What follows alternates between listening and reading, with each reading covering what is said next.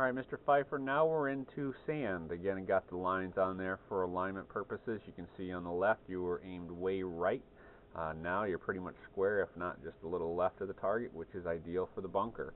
When we go ahead and put our swing in motion, we'll take a peek. Very active with the hands on the way back, legs stayed nice and quiet, but then we just flipped at it to try to help it get out of the bunker. You can see where you really are helping it get out. I'm going to go ahead and stop you again at the top. Once we finish, there's our finished spot.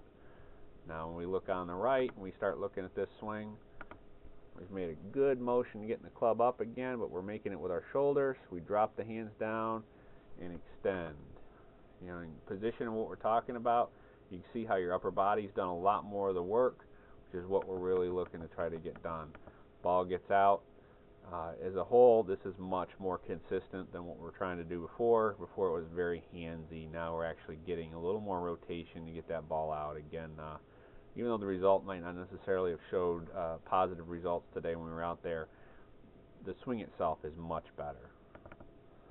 Now looking again at setup, looking facing on. Again, the camera is square to the target line. You can see how on the one on the left, you're almost square to it, if not actually a little right of the target line. Where on the left, you're open, which is what we want to have. And kind of in that setup, we're in essence opening the club face slightly.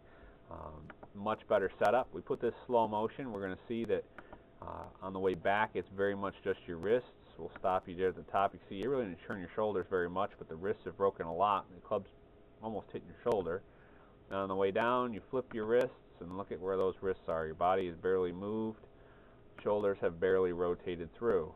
This time when we go back, get to the top, look at how much those shoulders have rotated. The wrists have broken, but it's still shorter than where you were on the one on the left because your wrists aren't doing quite as much.